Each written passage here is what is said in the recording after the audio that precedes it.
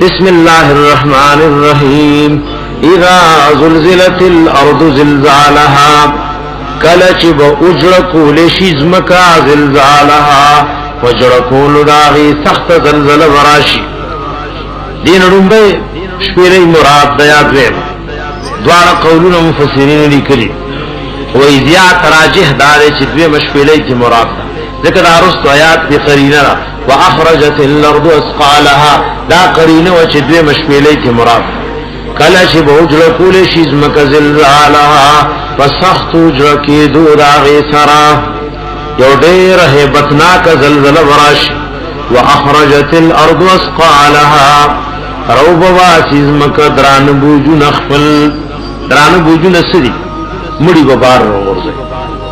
او دیکی علماء دام ذکر کری پا دیز مکا کی گورا قیمتی سر زردی نور قیمتی سزون دی وی دا بدا سے دا ٹکڑو پا شکل کرو غرزه ندا سے لوی لوی یعنی ٹکڑے با دا سرو دا سپینو زرو دا قیمتی معادنو پرتی و یو قاتل براشی ورسر بودریگی میدان محشر تبروای وی بدا غمال لے چه گور دی دو جن ما قتل کرو ہر سڑے چه دا مال دو جن گناہ و کفر کرے نیو سات ورسر و جاڑی و بیا بروان شی دخود لان دی بیکی و اخرجت الارض اسقالها روب واسیزمک اخفل دران بوجنا وقال الانسان ما لها وائی با انسان سشید دی لرا ازمک اولی خوزیگی دادی بانی سشید اللہ و حکم کرے یوم دن پدغ و رزبانی تحدث اخبارها بیان بکوی دا حالت نخفلو حدیق ابن کثیر حدیث دا ترمیزی شریف ذکر کرے آغا اخبار دی سری چاک مس کرے سجدہ لگولے تلاوت کرے نیک کارے کرے نظمک براشی گواہی وکرے نو کچاپی گناہ کرے او بد کار کرے دازمک براشی او گواہی وکئی بے ان ربک او حالها فدی سبب چستا رب حکم کرے وی دیزمکتا چس در بانشوی نن ماغ بیانے یوم ایدن فدغورس یصدر الناس واپس بجی خلق دا میدان دا حساب کتاب نادد میدان دا محشرنا یصدر الناس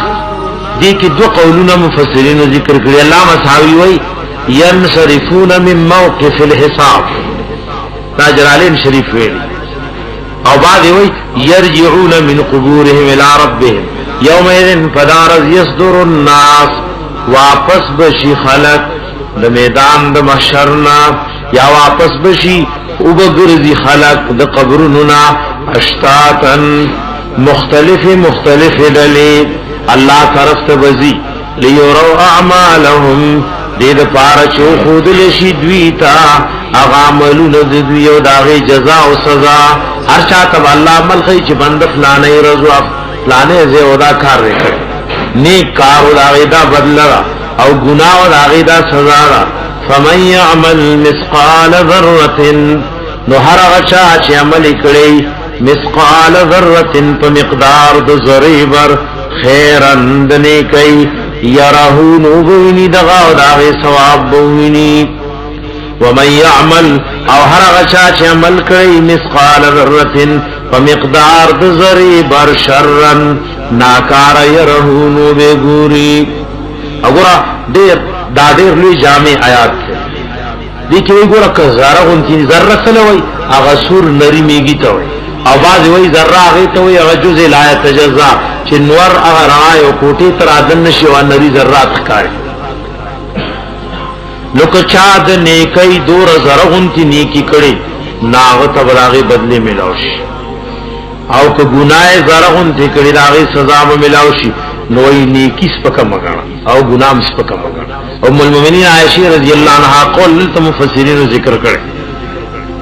یو فقیر کسا کی آوازو کو نو یو دا انگورو دانا پرتاو نو وینزی تیویدا ولی اس ناغیرہ سی ولا کتل سی ولا یو دانا بور کو